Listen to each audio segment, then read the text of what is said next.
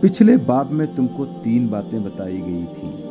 ایک یہ کہ خدا کی اطاعت کے لیے خدا کی ذات و صفات اور اس کے پسندیدہ طریقے اور آخرت کی جزا و سزا کے متعلق علم کی ضرورت ہے، اور یہ علم ایسا ہونا چاہیے کہ جس پر تم کو کامل یقین ہو، یعنی ایمان حاصل ہو۔ دوسرے یہ کہ اللہ تعالیٰ نے انسانوں کو اتنے سخت امتحان میں نہیں ڈالا ہے کہ وہ خود اپنی کوشش سے یہ علم حاصل کر لے، بلکہ اس نے خود انسانوں ہی میں سے بعض برگزیدہ بندوں یعنی پیغمبروں کو وحی کے ذریعے سے یہ علم عطا کیا اور ان کو حکم دیا کہ دوسرے بندوں تک اس علم کو پہنچا دیں۔ تیسرے یہ کہ عام انسانوں پر اب صرف اتنی ذمہ داری ہے کہ وہ خدا کے سچے پیغمبروں کو پہچانیں۔ جب ان کو معلوم ہو جائے کہ فلاں شخص حقیقت میں خدا کا سچا پیغمبر ہے، تو ان کا فرض ہے کہ جو کچھ وہ تعلیم دے اس پر ایمان لے آئیں، اور جو کچھ وہ حکم دے اس کو تسلیم کریں، اور جس طریقے پر وہ چلے اس کی پیروی کریں۔ اب سب سے پہلے ہم تمہیں بتانا چاہتے ہیں کہ پیغمبر کی حقیقت کیا ہے اور پیغمبروں کو پہچاننے کی صورت کیا ہے۔ پیغمبری کی حقیقت۔ تم دیکھتے ہو کہ دنیا میں انسان کو جن جن چیزوں کی ضرورت ہوتی ہے، اللہ نے ان سب کا انتظام خود ہی کر دیا ہے۔ بچہ پیدا ہوتا ہے تو دیکھو کتنا سامان اس کو دے کر دنیا میں بھیجا جاتا ہے۔ دیکھنے کے لیے آنکھیں، سننے کے لیے کان، سونگھنے کے اور سانس لینے کے لیے ناک، محسوس کرنے کے لیے سارے جسم کی کھال میں قوت لامسہ، چلنے کے لیے پاؤں، کام کرنے کے لیے ہاتھ، سوچنے کے لیے دماغ، اور ایسی بے شمار دوسری چیزیں جو پہلے سے اس کی سب ضرورتوں کا لحاظ کر کے اس کے چھوٹے سے جسم میں لپیٹ کر رکھ دی گئی ہیں۔ پھر جب وہ دنیا میں قدم رکھتا ہے تو زندگی بسر کرنے کے لیے اتنا سامان اس کو ملتا ہے جس کو تم شمار نہیں کر سکتے۔ ہوا ہے، روشنی ہے، حرارت ہے، پانی ہے، زمین ہے، ماں کے سینے میں پہلے سے دودھ موجود ہے، ماں اور باپ اور عزیزوں حتیٰ کہ غیروں کے دلوں میں بھی اس کی محبت اور شفقت پیدا کر دی گئی ہے، جس سے اس کو پالا پوسا جاتا ہے۔ پھر جتنا جتنا وہ بڑھتا جاتا ہے اس کی ضرورتوں کو پورا کرنے کے لیے ہر قسم کا سامان اس کو ملتا جاتا ہے، اور ایسا معلوم ہوتا ہے کہ گویا زمین و آسمان کی ساری قوتیں اس کی پرورش اور خدمت ہی کے لیے کام کر رہی ہیں۔ اس کے بعد اور آگے بڑھو۔ دنیا میں کام کرنے کے لیے جتنی قابلیتوں کی ضرورت ہے وہ سب انسان کو دی گئی ہیں۔ جسمانی قوت، عقل، سمجھ بوجھ، گویائی اور ایسی ہی بہت سی قابلیتیں تھوڑی یا بہت ہر انسان میں موجود ہیں، لیکن یہاں اللہ نے عجیب انتظام کیا ہے۔ ساری قابلیتیں سب کو یکساں نہیں دیں۔ اگر ایسا ہوتا تو کوئی کسی کا محتاج نہ ہوتا، نہ کسی کی کوئی پرواہ کرتا۔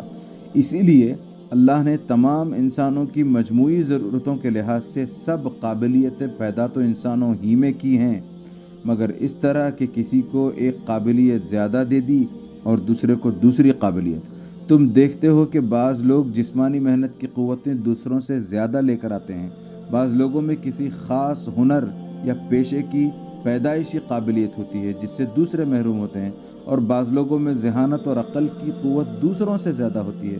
بعض پیدائشی سپہ سالار ہوتے ہیں، بعض میں حکمرانی کی قابلیت خاص ہوتی ہے، بعض تقریر کی غیر معمولی قوت لے کر پیدا ہوتے ہیں، بعض میں انشاء پردازی کا فطری ملکہ ہوتا ہے۔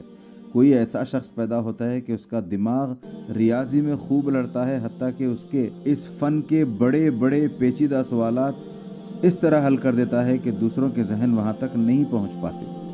ایک دوسرا شخص ایسا ہوتا ہے جو عجیب عجیب چیزیں ایجاد کرتا ہے اور اس کی ایجادوں کو دیکھ کر دنیا دنگ رہ جاتی ہے۔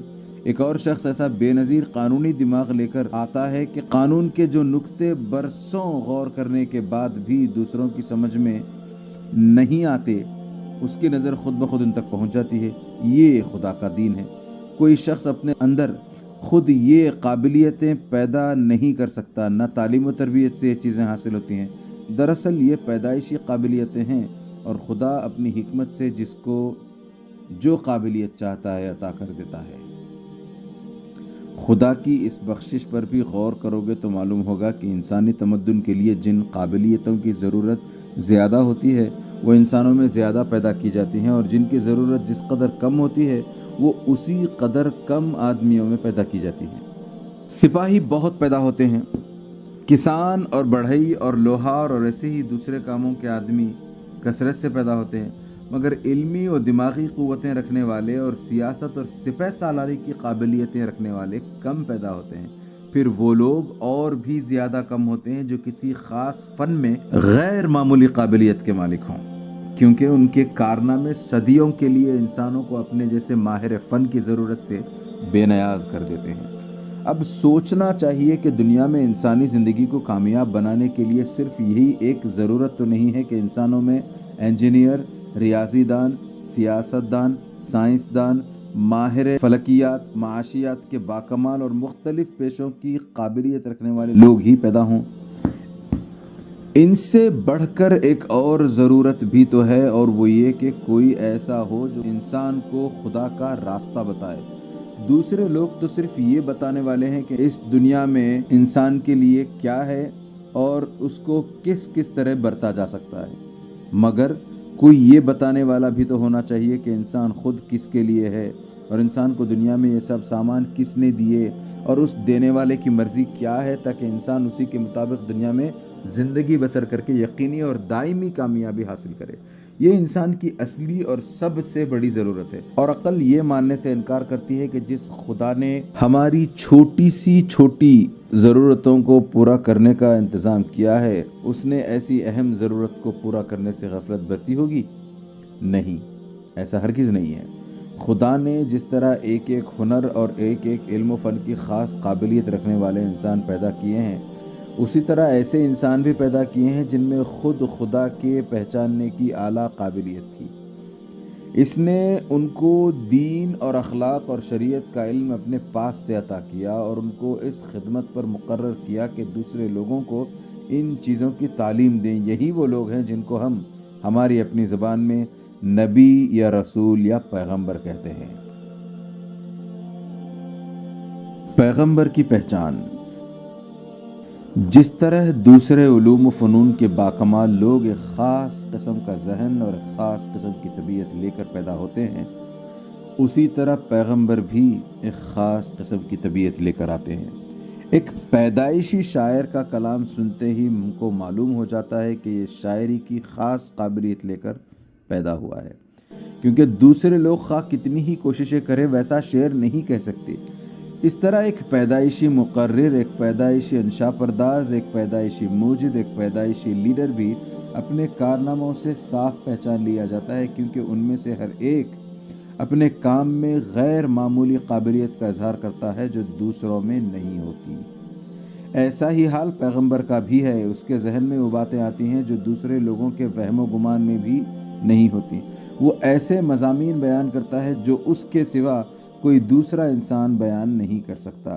اس کی نظر ایسی باریک باتوں تک خود بخود پہنچ جاتی ہے جن تک دوسروں کے نظر برسوں کے غور و فکر کے بعد بھی نہیں پہنچتی۔ وہ جو کچھ کہتا ہے ہماری عقل اس کو قبول کرتی ہے، ہمارا دل گواہی دیتا ہے کہ ضرور ایسا ہی ہونا چاہیے۔ دنیا کے تجربات اور کائنات کے مشاہدوں سے اس کی ایک ایک بات سچی ثابت ہوتی ہے، لیکن اگر ہم خود ویسی بات کہنا چاہیں تو نہیں کہہ سکتے۔ پھر اس کی طبیعت ایسی پاکیزہ ہوتی ہے کہ وہ ہر معاملے میں سچا، سیدھا اور شریفانہ طریقہ اختیار کرتا ہے۔ وہ کبھی کوئی غلط بات نہیں کرتا، کوئی برا کام نہیں کرتا، ہمیشہ نیکی اور صداقت کی تعلیم دیتا ہے، اور جو کچھ دوسروں سے کہتا ہے اس پر خود عمل کر کے دکھاتا ہے۔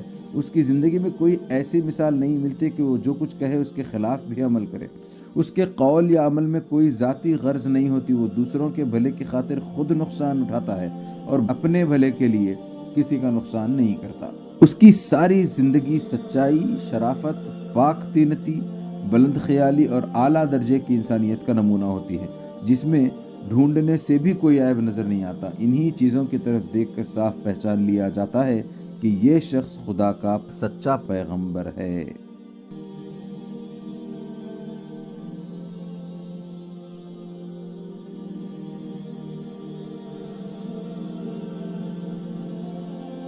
پیغمبر کی اطاعت: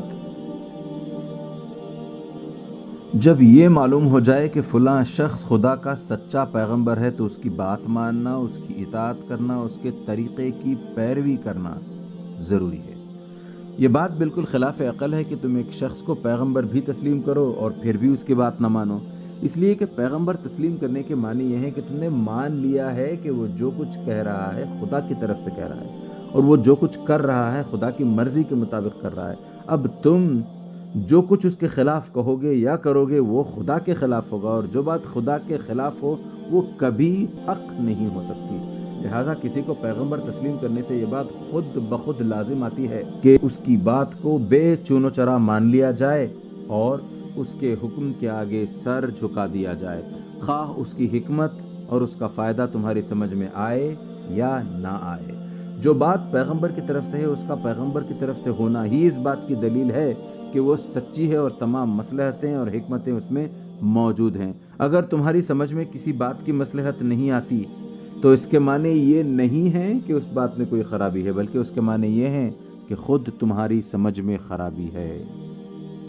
جو شخص کسی فن کا ماہر نہیں ہے، ظاہر وہ کسی فن کی باریکیوں کو نہیں سمجھ سکتا، لیکن وہ کتنا بیوقوف ہوگا اگر وہ ماہر فن کی بات کو محض اس وجہ سے نہ مانے کہ اس کی سمجھ میں وہ بات نہ آتی ہو۔ دیکھو، دنیا کے ہر کام میں اس کے ماہر کی ضرورت ہوتی ہے، اور ماہر کی طرف رجوع کرنے کے بعد اس پر پورا بھروسہ کیا جاتا ہے اور اس کے کام میں دخل نہیں دیا جاتا، کیونکہ سب لوگ سب کاموں کے ماہر نہیں ہو سکتے اور نہ دنیا بھر کی تمام چیزوں کو سمجھ سکتے ہیں۔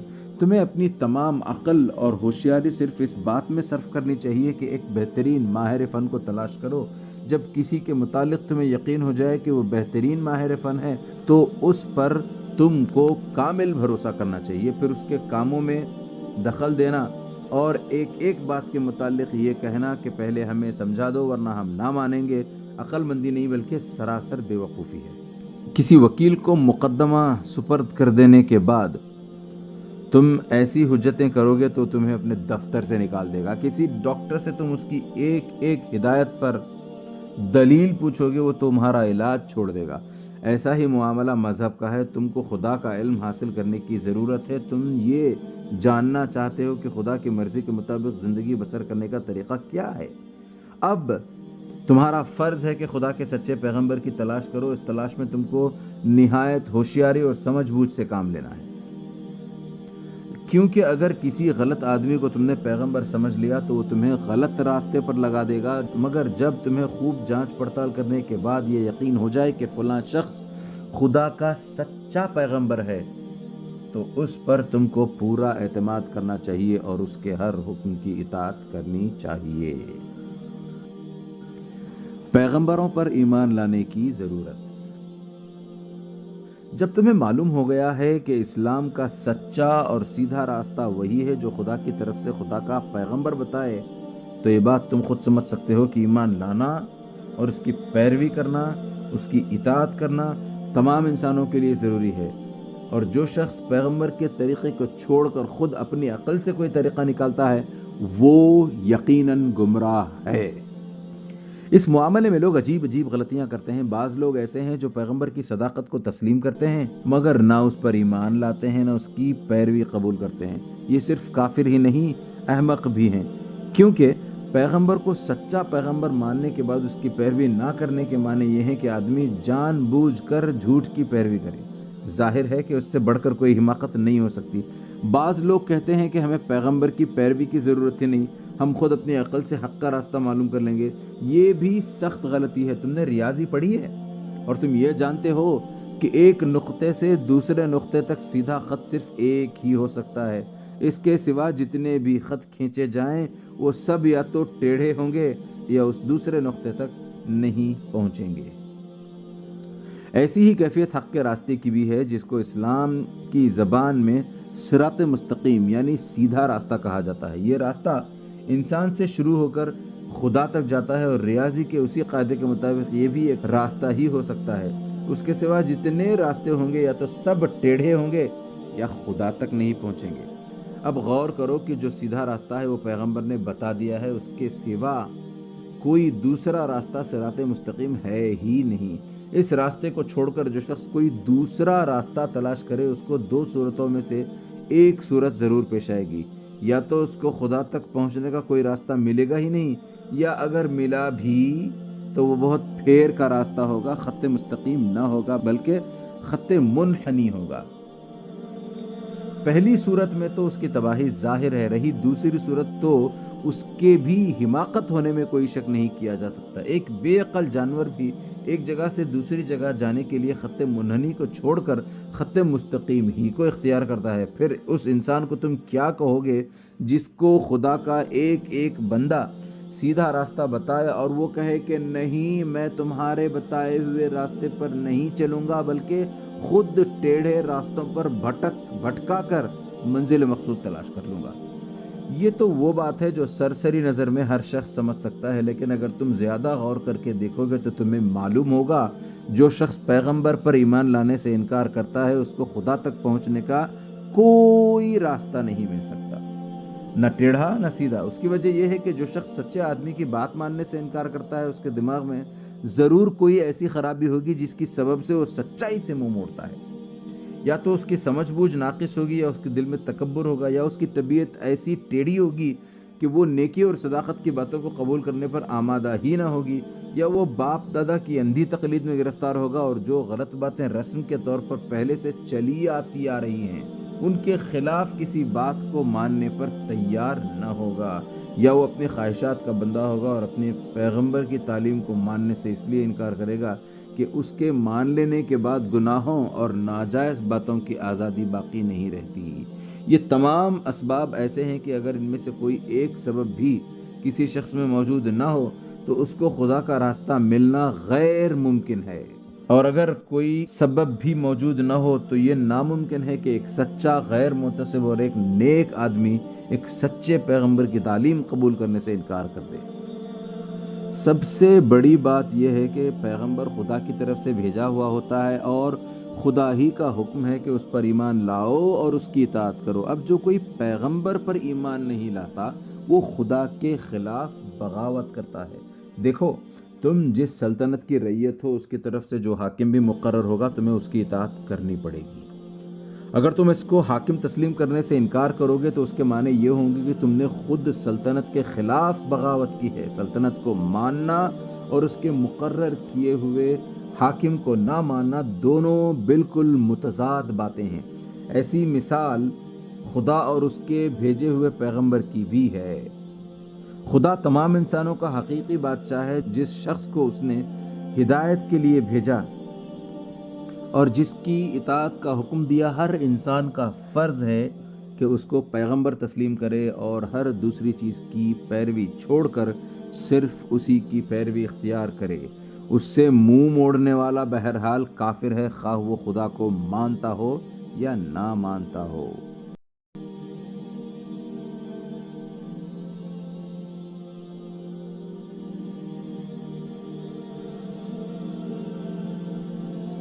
پیغمبر کی مختصر تاریخ۔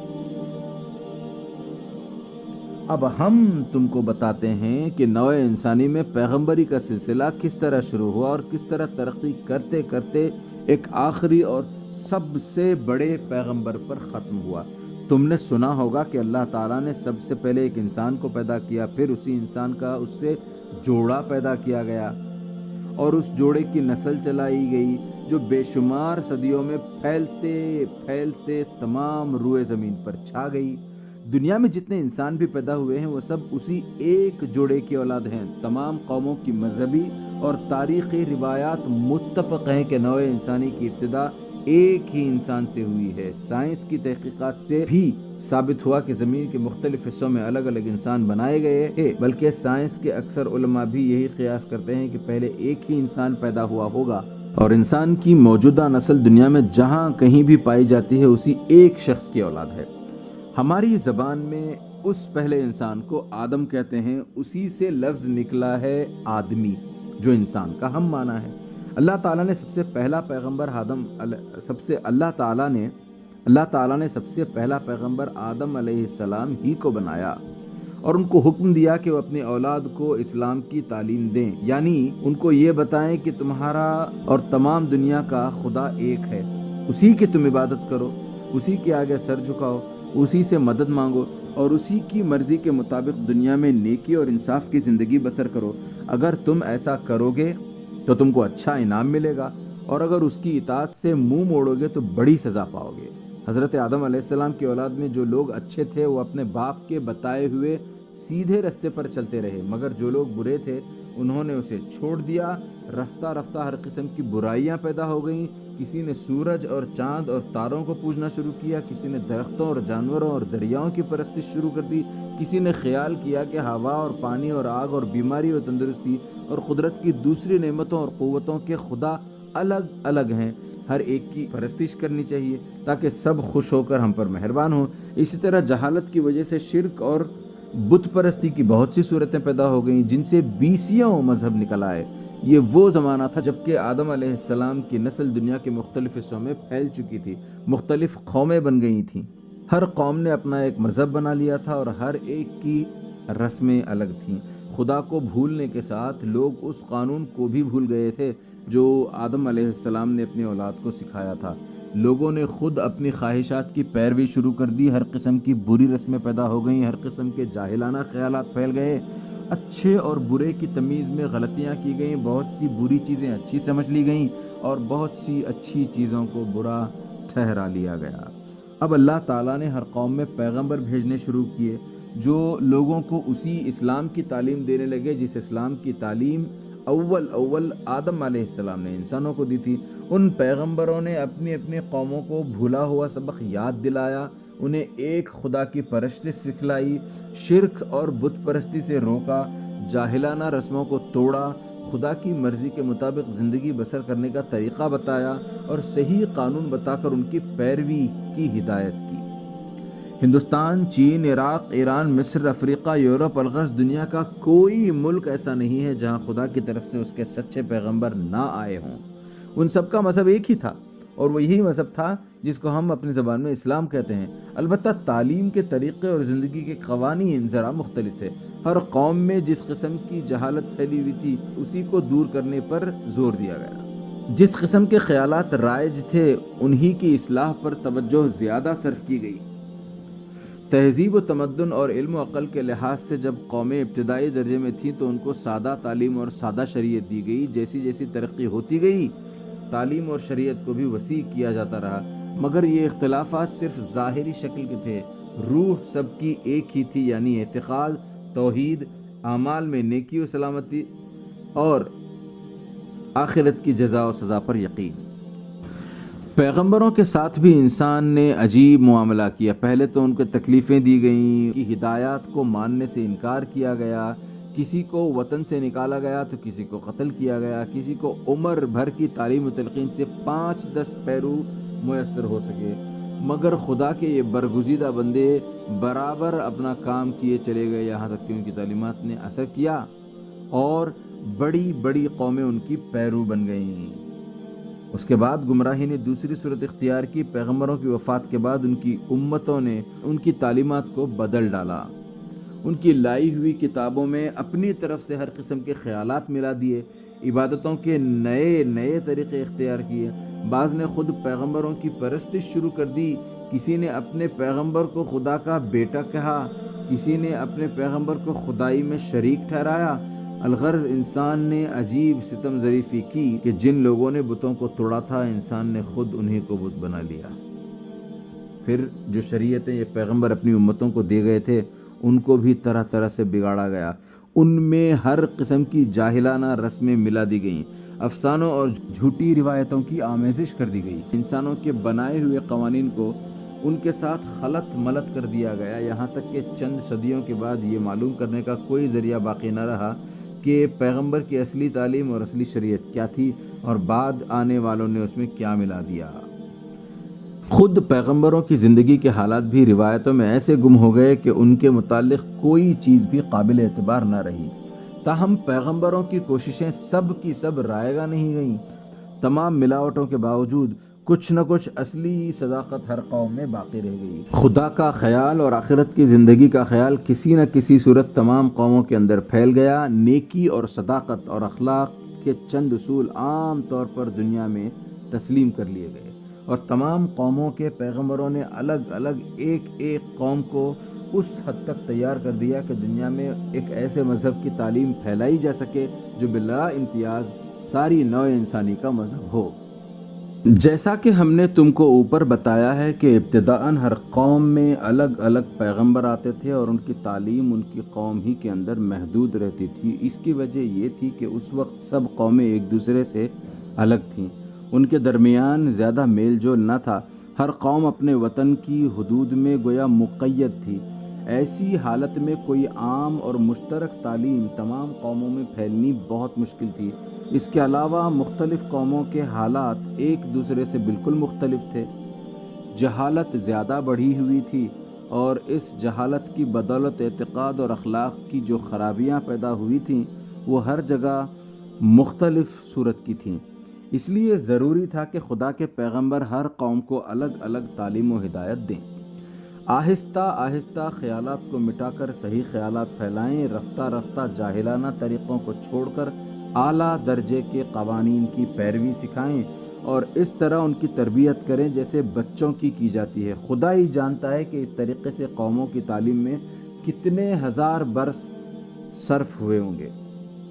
بہرحال ترقی کرتے کرتے آخرکار وہ وقت آیا جب نوع انسانی بچپن کی حالت سے گزر کر سن بلوغ کو پہنچنے لگی۔ تجارت و صنعت و حرفت کی ترقی کے ساتھ ساتھ قوموں کے تعلقات ایک دوسرے سے قائم ہو گئے۔ چین اور جاپان سے لے کر یورپ، افریقہ کے دور دور ملکوں تک جہاز رانی اور خشکی کے سفروں کا سلسلہ قائم ہو گیا۔ اکثر قوموں میں تحریر کا رواج ہوا، علوم و فنون پھیلے اور قوموں کے درمیان خیالات اور علمی مضامین کا تبادلہ ہونے لگا۔ بڑے بڑے فاتح پیدا ہوئے اور انہوں نے بڑی بڑی سلطنتیں قائم کر کے کئی ملکوں اور کئی قوموں کو ایک سیاسی نظام میں ملا دیا۔ اس طرح وہ دوری اور جدائی جو پہلے انسانی قوموں میں پائی جاتی تھی رفتہ رفتہ کم ہوتی چلی گئی اور یہ ممکن ہو گیا کہ اسلام کی ایک ہی تعلیم اور ایک ہی شریعت تمام دنیا کے لیے بھیجی جائے۔ اب سے 2500 برس پہلے انسان کی حالت اس حد تک ترقی کر چکی تھی گویا وہ خود ہی ایک مشترک مذہب مانگ رہا تھا۔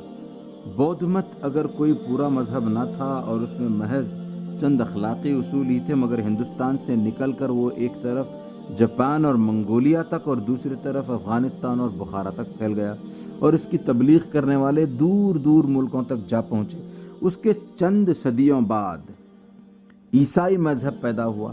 اگرچہ حضرت عیسیٰ علیہ السلام اسلام کی تعلیم لے کر آئے تھے، مگر ان کے بعد عیسائیت کے نام سے ایک ناقص مذہب بنا لیا گیا اور عیسائیوں نے اس مذہب کو ایران سے لے کر افریقہ، یورپ کے دور دراز ملکوں میں پھیلا دیا۔ یہ واقعات بتاتے ہیں کہ اس وقت دنیا خود ایک عام انسانی مذہب مانگ رہی تھی اور اس کے لیے یہاں تک تیار ہو گئی تھی کہ اسے کوئی پورا اور صحیح مذہب نہ ملا تو اس نے کچے اور ناتمام مذہبوں ہی کو انسانی قوموں میں پھیلانا شروع کر دیا۔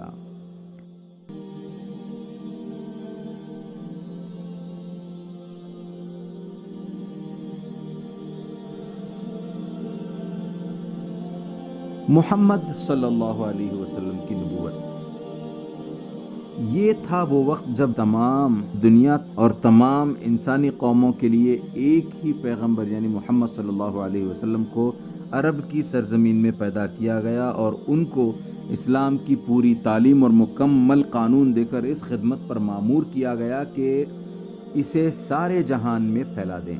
دنیا کا جغرافیہ اٹھا کر دیکھو، تم ایک ہی نظر میں محسوس کر لو گے کہ تمام جہان کی پیغمبری کے لیے روئے زمین پر عرب سے زیادہ موضوع مقام اور کوئی نہیں ہو سکتا۔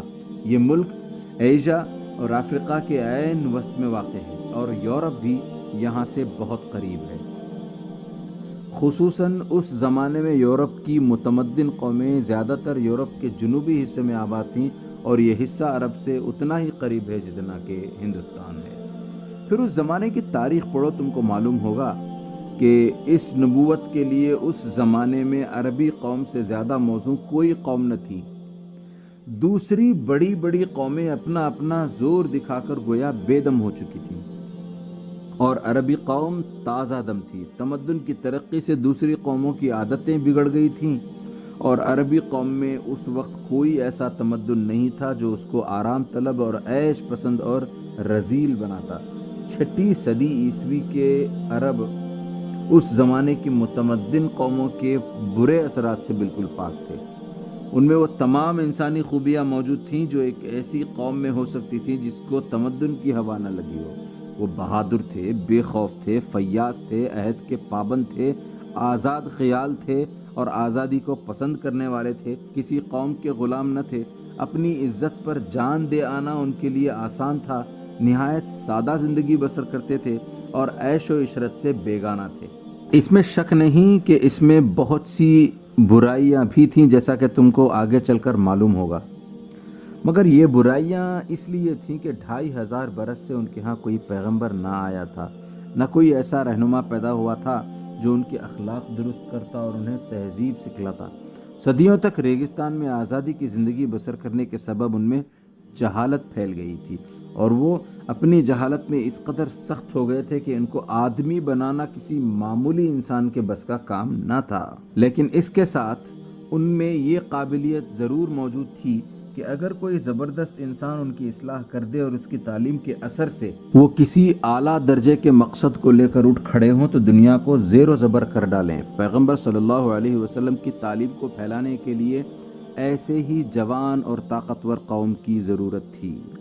اس کے بعد عربی زبان کو دیکھو، تم جب اس زبان کو پڑھو گے اور اس کے علم ادب کا مطالعہ کرو گے تو تم کو معلوم ہوگا کہ بلند خیالات کو ادا کرنے اور خدائی علم کی نہایت نازک باتیں بیان کرنے اور دلوں میں اثر پیدا کرنے کے لیے اس سے زیادہ موزوں زبان کوئی نہیں ہے۔ اس زبان کے مختصر جملوں میں بڑے بڑے مضامین ادا ہو جاتے ہیں اور پھر ان میں ایسا زور ہوتا ہے کہ دلوں میں تیر و نشتر کی طرح اثر کرتے ہیں۔ ایسی شیرینی ہوتی ہے کہ کانوں میں رس پڑتا معلوم ہوتا ہے، ایسا نغمہ ہوتا ہے کہ آدمی بے اختیار جھومنے لگتا ہے۔ قرآن جیسی کتاب کے لیے ایسی ہی زبان کی ضرورت تھی۔ بس اللہ تعالیٰ کی یہ بہت بڑی حکمت تھی کہ اس نے تمام جہان کی پیغمبری کے لیے عرب کے مقام کو منتخب کیا۔ آؤ اب ہم تمہیں بتاتے ہیں کہ جس ذات مبارک کو اس کام کے لیے پسند کیا گیا وہ کیسی بے نظیر تھی۔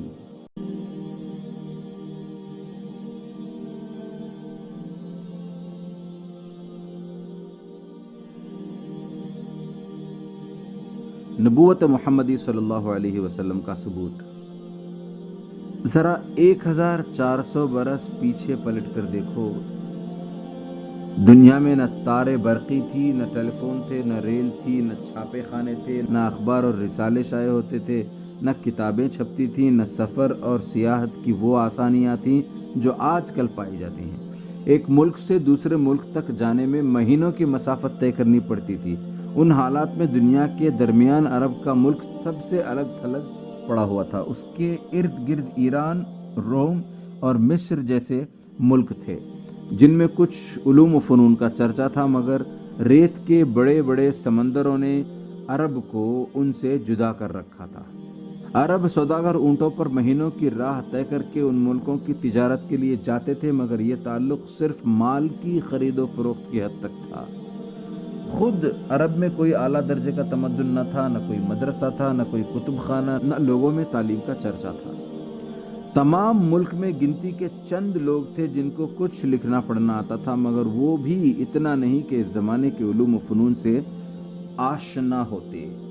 وہاں کوئی باقاعدہ حکومت بھی نہ تھی، کوئی قانون بھی نہ تھا، ہر قبیلہ اپنی جگہ خود مختار تھا۔ آزادی کے ساتھ لوٹ مار ہوتی تھی، آئے دن خون ریز لڑائیاں ہوتی رہتی تھیں، آدمی کی جان کی کوئی قیمت ہی نہ تھی۔ جس کا جس پر بس چلتا اسے مار ڈالتا اور اس کے مال پر قبضہ کر لیتا۔ اخلاق اور تہذیب کی ان کو ہوا تک نہ لگی تھی۔ بدکاری اور شراب خوری اور جوئے بازی کا بازار گرم تھا، لوگ ایک دوسرے کے سامنے بے تکلف برہنہ ہو جاتے تھے، عورتیں تک ننگی ہو کر خانہ کعبے کا طواف کرتی تھیں، حرام و حلال کی کوئی تمیز نہ تھی۔ عربوں کی آزادی اس قدر بڑھی ہوئی تھی کہ کوئی شخص کسی قاعدے، کسی قانون، کسی ضابطے کی پابندی کے لیے تیار نہ تھا، نہ کسی حاکم کی اطاعت قبول کر سکتا تھا۔ اس پر جہالت کی یہ کیفیت کہ ساری قوم پتھر کے بتوں کو پوجتی تھی۔ راستہ چلتے کوئی اچھا سا چکنا پتھر مل جاتا تو اسی کو سامنے رکھ کر پرستش کرنے لگتے، یعنی جو گردنیں کسی کے سامنے نہ جھکتی تھیں وہ پتھروں کے سامنے جھک جاتی تھیں، اور یہ سمجھا جاتا تھا کہ یہ پتھر ان کی حاجت روائی کریں گے۔ ایسی قوم اور ایسے حالات میں ایک شخص پیدا ہوتا ہے، بچپن ہی میں ماں باپ اور دادا کا سایہ سر سے اٹھ جاتا ہے، اس لیے اس گئی گزری حالت میں جو تربیت مل سکتی تھی وہ بھی اس کو نہیں ملتی۔ ہوش سنبھالتا ہے تو عرب لڑکوں کے ساتھ بکریاں چرانے لگتا ہے، جوان ہوتا ہے تو سوداگری میں لگ جاتا ہے، اٹھنا بیٹھنا ملنا جلنا انہی عربوں کے ساتھ ہے جن کی حالت تم نے اوپر دیکھی ہے۔ تعلیم کا نام تک نہیں، حتیٰ کہ پڑھنا بھی نہیں آتا، مگر اس کے باوجود اس کی عادتیں، اس کے اخلاق، اس کے خیالات سب سے جدا ہیں۔ وہ کبھی جھوٹ نہیں بولتا، کسی سے بد کلامی نہیں کرتا، اس کی زبان میں سختی کی بجائے شیرینی ہے، اور وہ بھی ایسی کہ لوگ اس کے گرویدہ ہو جاتے ہیں۔ وہ کسی کا ایک پیسہ بھی ناجائز طریقے سے نہیں لیتا۔ اس کی ایمانداری کا حال یہ ہے کہ لوگ اپنے قیمتی مال اس کے پاس حفاظت کے لیے رکھواتے ہیں، اور وہ ہر ایک کے مال کی حفاظت اپنی جان کی طرح کرتا ہے۔ ساری قوم اس کی دیانت پر بھروسہ کرتی ہے اور اسے امین کے نام سے پکارتی ہے۔ اس کی شرم و حیا کا یہ حال ہے کہ بدتمیز اور گندے لوگوں میں پلنے اور رہنے کے باوجود ہر بدتمیزی اور ہر گندگی سے نفرت کرتا ہے، اور اس کے ہر کام میں صفائی اور ستھرائی پائی جاتی ہے۔ اس کے خیالات اتنے پاکیزہ ہیں کہ اپنی قوم کو لوٹ مار اور خون ریزی کرتے دیکھ کر اس کا دل دکھتا ہے، اور وہ لڑائیوں کے موقع پر صلح صفائی کرنے کی کوشش کرتا ہے۔ دل ایسا نرم ہے کہ ہر ایک کے دکھ درد میں شریک ہوتا ہے، یتیموں اور بیواؤں کی مدد کرتا ہے، بھوکوں کو کھانا کھلاتا ہے، مسافروں کی میزبانی کرتا ہے، کسی کو اس سے دکھ نہیں پہنچتا، اور وہ خود دوسروں کے خاطر دکھ اٹھاتا ہے۔ پھر عقل ایسی صحیح کہ بت پرستوں کی اس قوم میں رہ کر بھی وہ بتوں سے نفرت کرتا ہے، کبھی کسی مخلوق کے آگے سر نہیں جھکاتا۔ اس کے اندر سے خود بخود آواز آتی ہے کہ زمین و آسمان میں جتنی چیزیں نظر آتی ہیں ان میں سے کوئی پوجنے کے لائق نہیں۔ اس کا دل آپ سے آپ کہتا ہے کہ خدا تو ایک ہی ہو سکتا ہے اور ایک ہی ہے۔ اس جاہل قوم میں یہ شخص ایسا ممتاز نظر آتا ہے گویا یہ پتھروں کے ڈھیر میں ایک ہیرا چمک رہا ہے، یا گھٹا ٹوپ اندھیرے میں ایک شمع روشن ہے۔ 40 برس کے قریب اس طرح پاک صاف اور اعلیٰ درجے کی شریفانہ زندگی بسر کرنے کے بعد یہ شخص اس تاریکی سے جو اس کے چاروں طرف پھیلی ہوئی تھی گھبرا اٹھتا ہے۔ جہالت، بد اخلاقی، بد کرداری، بد نظمی اور شرک و بت پرستی کا یہ ہولناک سمندر جو اس کو گھیرے ہوئے تھا، اس سے وہ نکل جانا چاہتا ہے، کیونکہ یہاں کوئی چیز بھی اس کی طبیعت کے مناسب نہیں۔ آخر وہ آبادی سے دور ایک پہاڑ کے غار میں جا جا کر تنہائی اور سکون کے عالم میں کئی دن گزارنے لگتا ہے، فاقے کر کر کے اپنے روح اور اپنے دل و دماغ کو اور زیادہ پاک و صاف کرتا ہے، سوچتا ہے، غور و فکر کرتا ہے، اور کوئی روشنی ڈھونڈتا ہے جس سے وہ اس چاروں طرف پھیلی تاریکی کو دور کر سکے۔ ایسی قوت و طاقت حاصل کرنا چاہتا ہے جس سے وہ اس بگڑی ہوئی دنیا کو توڑ پھوڑ کر پھر سے سنوار دے۔ یکایک اس کی حالت میں ایک عظیم الشان تغیر رونما ہوتا ہے، ایک دم سے اس کے دل میں وہ روشنی آ جاتی ہے جس کو اس کی فطرت مانگ رہی تھی۔ اچانک اس کے اندر وہ طاقت بھر جاتی ہے جس کا ظہور اس سے پہلے نہ ہوا تھا۔ وہ غار کی تنہائی سے نکل آتا ہے، اپنی قوم کے پاس آتا ہے، اس سے کہتا ہے کہ یہ بت کسی کام کے نہیں، انہیں چھوڑ دو۔ یہ زمین، یہ چاند، یہ سورج، یہ تارے، یہ زمین و آسمان کی ساری قوتیں ایک خدا کے مخلوق ہیں۔ وہی تمہارا پیدا کرنے والا ہے، وہی رزق دینے والا ہے، وہی مارنے اور جلانے والا ہے۔ سب کو چھوڑ کر اسی کو پوجو، سب کو چھوڑ کر اسی سے اپنی حاجتیں طلب کرو۔ یہ چوری، یہ لوٹ مار، یہ شراب خوری، یہ جوا، یہ بدکاریاں جو تم کرتے ہو سب گناہ ہیں، انہیں چھوڑ دو۔ خدا انہیں پسند نہیں کرتا۔ سچ بولو، انصاف کرو، نہ کسی کی جان لو، نہ کسی کا مال چھینو۔ جو کچھ لو حق کے ساتھ لو، اور جو کچھ دو حق کے ساتھ دو۔ تم سب انسان ہو اور انسان سب برابر ہیں۔ بزرگی اور شرافت انسان کی نسل اور نسب میں نہیں، رنگ روپ اور مال و دولت میں نہیں، خدا پرستی، نیکی اور پاکیزگی میں ہے۔ جو شخص خدا سے ڈرتا ہے اور نیک اور پاک ہے وہی اعلیٰ درجے کا انسان ہے، اور جو ایسا نہیں ہے وہ کچھ بھی نہیں ہے۔ مرنے کے بعد تم سب کو اپنے خدا کے پاس حاضر ہونا ہے۔ اس عادل حقیقی کے ہاں کوئی سفارش کام نہیں آئے گی، نہ رشوت چلے گی، نہ کسی کا نسب پوچھا جائے گا۔ وہاں صرف ایمان اور نیک عمل کی پوچھ ہوگی۔ جس کے پاس یہ سامان ہوگا وہ جنت میں جائے گا، اور جس کے پاس ان میں سے کچھ نہ ہوگا وہ نامراد دوزخ میں ڈالا جائے گا۔ جاہل قوم نے اس نیک انسان کو محض اس قصور میں ستانا شروع کیا کہ وہ ایسی باتوں کو برا کیوں کہتا ہے جو باپ دادا کے وقتوں سے چلی آ رہی ہیں، اور ان باتوں کی تعلیم کیوں دیتا ہے جو بزرگوں کے طریقے کے خلاف ہیں۔ اسی قصور پر انہوں نے اسے گالیاں دیں، پتھر مارے، اس کے لیے جینا مشکل کر دیا، اس کے قتل کی سازشیں کی۔ ایک دن 2 دن نہیں، اکٹھے 13 برس تک سخت سے سخت ظلم توڑے، یہاں تک کہ اسے وطن چھوڑنے پر مجبور کر دیا، اور پھر وطن سے نکال کر بھی دم نہ لیا۔ جہاں اس نے پناہ لی تھی وہاں بھی کئی برس اس کو پریشان کرتے رہے۔ یہ سب تکلیفیں اس نیک انسان نے کس لیے اٹھائی؟ صرف اس لیے کہ وہ اپنی قوم کو سیدھا راستہ بتانا چاہتا تھا۔ اس کی قوم اسے بادشاہی دینے کے لیے تیار تھی، دولت کے ڈھیر اس کے قدموں میں ڈالنے پر آمادہ تھی، بشرطے کہ وہ اپنی اس تعلیم سے باز آ جائے۔ مگر اس نے سب چیزوں کو ٹھکرا دیا اور اپنی بات پر قائم رہا۔ کیا اس سے بڑھ کر نیک دلی اور صداقت تمہارے خیال میں آ سکتی ہے کہ کوئی شخص اپنے کسی فائدے کے خاطر نہیں، محض دوسروں کے بھلے کی خاطر تکلیفیں اٹھائے؟ وہی لوگ جن کے فائدے کے لیے وہ کوشش کر رہا ہے اس کو پتھر مارتے ہیں اور وہ ان کے لیے دعائے خیر کرتا ہے۔ انسان تو کیا، فرشتے بھی اس کی نیکی پر قربان جائیں۔ پھر دیکھو، جب یہ شخص اپنے غار سے یہ تعلیم لے کر نکلا تو اس میں کتنا بڑا انقلاب ہوا۔ اب جو کلام وہ سنا رہا تھا وہ ایسا فصیح و بلیغ تھا کہ کسی نے نہ اس سے پہلے ایسا کلام کہا نہ اس کے بعد کوئی کہہ سکا۔ عرب والوں کو اپنی شاعری، اپنی خطابت، اپنی فصاحت پر بڑا ناز تھا۔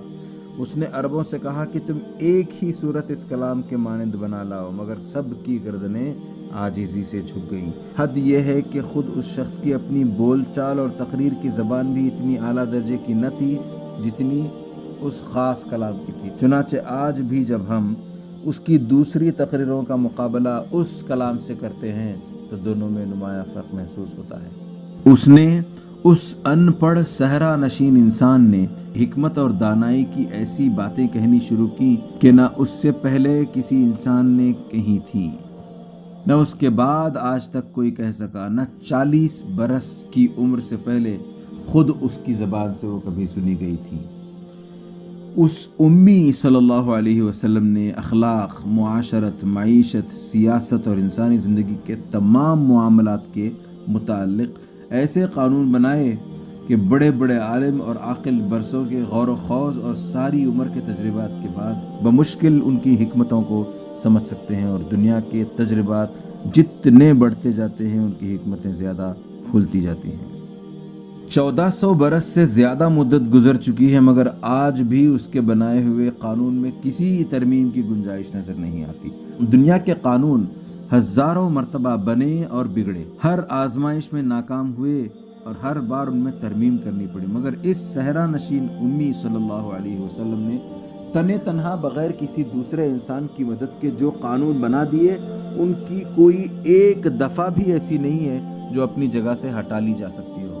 اس نے 23 برس کی مدت میں اپنے اخلاق، اپنی نیکی اور شرافت اور اپنی اعلیٰ تعلیم کے زور سے اپنے دشمنوں کو دوست بنا لیا، اپنے مخالفوں کو موافق بنا لیا۔ بڑی بڑی طاقتیں اس کے مقابلے میں اٹھیں اور آخرکار شکست کھا کر اس کے قدموں میں آ رہیں۔ اس نے جب فتح پائی تو کسی دشمن سے بدلہ نہ لیا، کسی پر سختی نہ کی۔ جنہوں نے اس کے حقیقی چچا کو قتل کیا اور اس کا کلیجہ نکال کر چبا گئے ان کو بھی فتح پا کر اس نے بخش دیا۔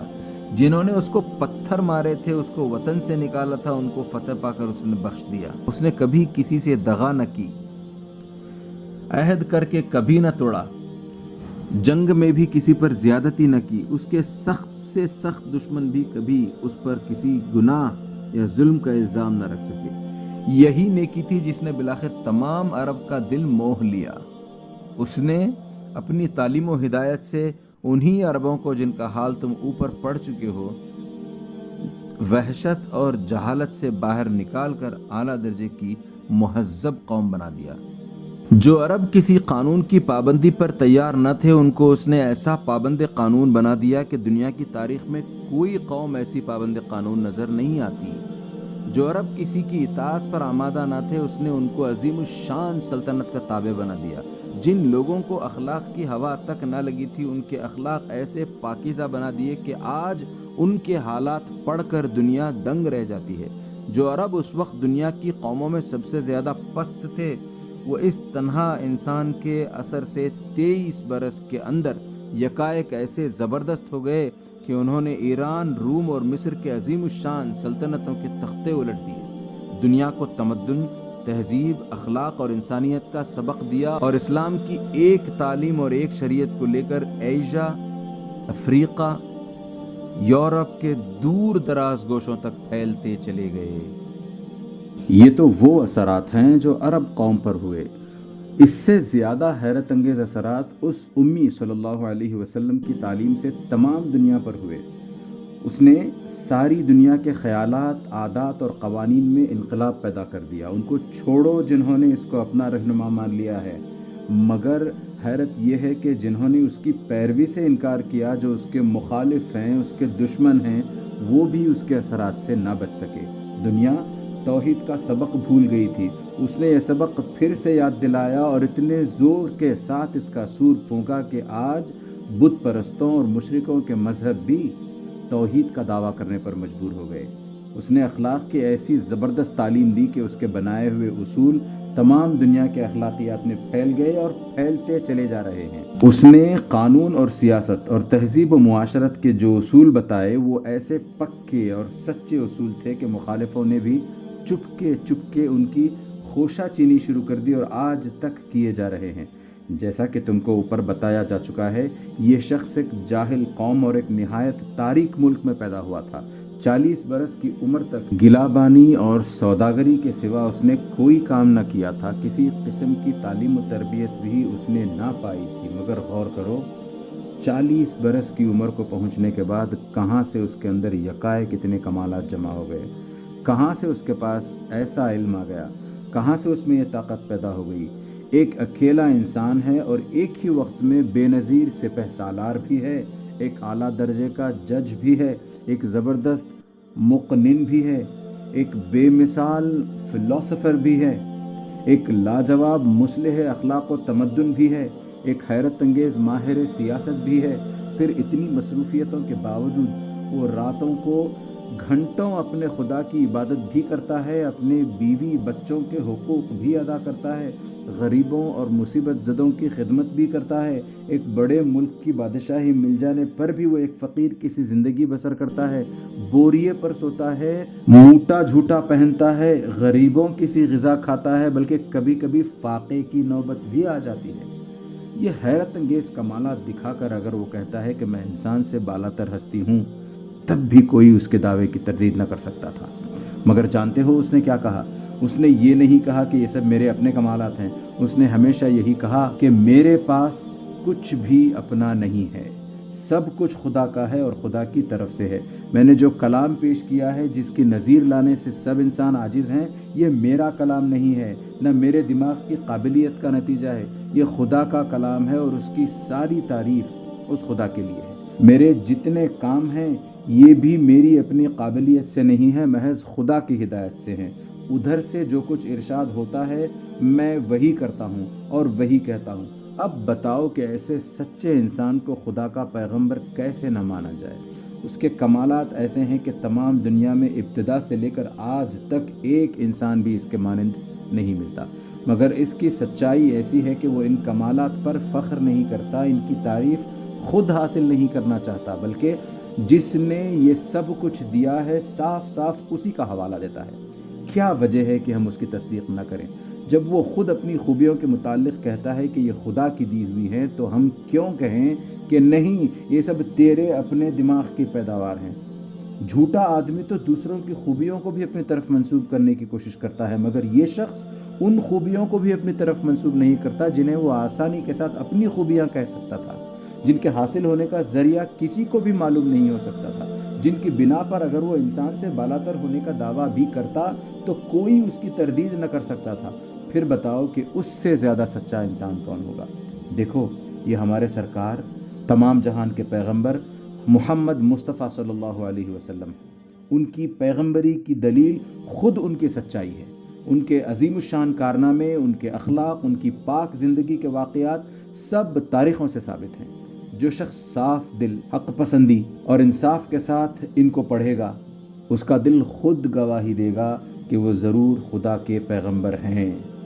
وہ کلام جو انہوں نے پیش کیا وہ یہی قرآن ہے جسے تم پڑھتے ہو۔ اس بے نظیر کتاب کو جو شخص بھی سمجھ کر کھلے دل سے پڑھے گا، اس کو اقرار کرنا پڑے گا کہ یہ ضرور خدا کی کتاب ہے۔ کوئی انسان ایسی کتاب تصنیف کر نہیں سکتا۔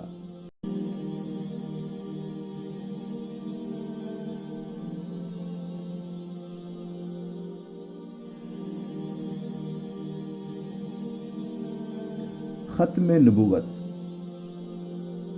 اب تم کو جاننا چاہیے کہ اس زمانے میں اسلام کا سچا اور سیدھا راستہ معلوم کرنے کا کوئی ذریعہ محمد مصطفیٰ صلی اللہ علیہ وسلم کی تعلیم اور قرآن کے سوا نہیں ہے۔ محمد صلی اللہ علیہ وسلم تمام نوع انسانی کے لیے خدا کے پیغمبر ہیں۔ ان پر پیغمبری کا سلسلہ ختم کر دیا گیا۔ اللہ تعالیٰ انسان کو جس قدر ہدایت دینا چاہتا تھا وہ سب کے سب اس نے اپنے آخری پیغمبر کے ذریعے بھیج دی۔ اب جو شخص حق کا طالب ہو اور خدا کا مسلم بندہ بننا چاہتا ہو، اس پر لازم ہے کہ خدا کے آخری پیغمبر پر ایمان لائے، جو کچھ تعلیم انہوں نے دی ہے اس کو مانے، اور جو طریقہ انہوں نے بتایا ہے اس کی پیروی کرے۔ ختم نبوت پر دلائل۔ پیغمبری کی حقیقت ہم نے تم کو پہلے بتا دی ہے۔ اس کو سمجھنے اور اس پر غور کرنے سے تم کو خود معلوم ہو جائے گا کہ پیغمبر روز روز پیدا نہیں ہوتے، نہ یہ ضروری ہے کہ ہر قوم کے لیے ہر وقت ایک پیغمبر ہو۔ پیغمبر کی زندگی دراصل اس کی تعلیم و ہدایت کی زندگی ہے۔ جب تک اس کی تعلیم اور ہدایت زندہ ہے، اس وقت تک گویا وہ خود زندہ ہے۔ پچھلے پیغمبر مر گئے کیونکہ جو تعلیم انہوں نے دی تھی دنیا نے اس کو بدل ڈالا۔ جو کتابیں وہ لائے تھے ان میں سے ایک بھی آج اصلی صورت میں موجود نہیں ہے۔ خود ان کے پیرو بھی یہ دعویٰ نہیں کر سکتے کہ ہمارے پیغمبر کی دی ہوئی اصلی کتابیں موجود ہیں۔ انہوں نے اپنے پیغمبروں کی سیرتوں کو بھی بھلا دیا۔ پچھلے پیغمبروں میں سے ایک کے بھی صحیح اور معتبر حالات آج کہیں نہیں ملتے۔ یہ بھی یقین کے ساتھ نہیں کہا جا سکتا کہ وہ کس زمانے میں پیدا ہوئے، کہاں پیدا ہوئے، کیا کام انہوں نے کیے، کس طرح کی زندگی بسر کی، کن باتوں کی تعلیم دی اور کن باتوں سے روکا۔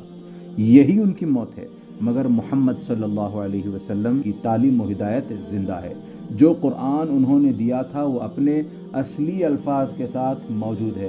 اس میں ایک حرف، ایک نقطہ، ایک زیر و زبر کا بھی فرق نہیں۔ ان کی زندگی کے حالات، ان کے اقوال، ان کے افعال سب کے سب محفوظ ہیں، اور 1300 برس سے زیادہ مدت گزر جانے کے بعد بھی تاریخ میں ان کا نقشہ ایسا صاف نظر آتا ہے کہ گویا ہم خود نبی کریم صلی اللہ علیہ وسلم کو دیکھ رہے ہیں۔ دنیا کے کسی شخص کی زندگی بھی اتنی محفوظ نہیں جتنی نبی کریم صلی اللہ علیہ وسلم کی زندگی محفوظ ہے۔ ہم اپنی زندگی کے ہر معاملے میں ہر وقت نبی کریم صلی اللہ علیہ وسلم کی زندگی سے سبق لے سکتے ہیں۔ یہی اس بات کی دلیل ہے کہ آپ صلی اللہ علیہ وسلم کے بعد کسی دوسرے پیغمبر کی ضرورت نہیں۔ ایک پیغمبر کے بعد دوسرا پیغمبر آنے کی صرف 3 وجہیں ہو سکتی ہیں۔ ایک، یا تو پہلے پیغمبر کی تعلیم و ہدایت مٹ گئی ہو اور اس کو پھر پیش کرنے کی ضرورت ہو۔ 2، یا پہلے پیغمبر کی تعلیم مکمل نہ ہو اور اس میں ترمیم یا اضافے کی ضرورت ہو۔ 3، یا پہلے پیغمبر کی تعلیم ایک خاص قوم تک محدود ہو اور دوسری قوم یا قوموں کے لیے دوسرے پیغمبر کی ضرورت ہو۔ یہ تینوں وجہیں اب باقی نہیں رہیں۔ ایک، محمد صلی اللہ علیہ وسلم کی تعلیم و ہدایت زندہ ہے اور وہ ذرائع پوری طرح محفوظ ہیں جن سے ہر وقت یہ معلوم کیا جا سکتا ہے کہ نبی کریم صلی اللہ علیہ وسلم کا دین کیا تھا، کیا ہدایت لے کر آپ صلی اللہ علیہ وسلم آئے تھے، کس طریقے زندگی کو آپ صلی اللہ علیہ وسلم نے رائج کیا اور کن طریقوں کو آپ صلی اللہ علیہ وسلم نے مٹانے اور بند کرنے کی کوشش فرمائی۔ بس جبکہ آپ کی تعلیم و ہدایت مٹی ہی نہیں تو اس کو از سر نو پیش کرنے کے لیے کسی نبی کے آنے کی ضرورت بالکل نہیں ہے۔ دو، آپ صلی اللہ علیہ وسلم کے ذریعے سے دنیا کو اسلام کی مکمل تعلیم دی جا چکی ہے، اب نہ اس میں کچھ گھٹانے بڑھانے کی ضرورت ہے اور نہ کوئی ایسا نقص باقی رہ گیا ہے جس کی تکمیل کے لیے کسی نبی کے آنے کی حاجت ہو، لہٰذا دوسری وجہ بھی دور ہو گئی۔ تین، آپ صلی اللہ علیہ وسلم کسی خاص قوم کے لیے نہیں بلکہ تمام دنیا کے لیے نبی بنا کر بھیجے گئے ہیں اور تمام انسانوں کے لیے آپ کی تعلیم کافی ہے، لہٰذا اب کسی خاص قوم کے لیے الگ نبی کے آنے کی بھی ضرورت نہیں ہے۔ اس طریقے سے تیسری وجہ بھی دور ہو گئی۔ اسی بنا پر آپ صلی اللہ علیہ وسلم کو خاتم النبیین کہا گیا ہے، یعنی سلسلہ نبوت کو ختم کر دینے والا۔ اب دنیا کو کسی دوسرے نبی کی ضرورت نہیں ہے بلکہ صرف ایسے لوگوں کی ضرورت ہے جو آپ صلی اللہ علیہ وسلم کے طریقے پر خود چلیں اور دوسروں کو چلائیں، آپ صلی اللہ علیہ وسلم کی تعلیمات کو سمجھیں، ان پر عمل کریں اور دنیا میں اس قانون کی حکومت قائم کریں جس کو لے کر آپ صلی اللہ علیہ وسلم تشریف لائے تھے۔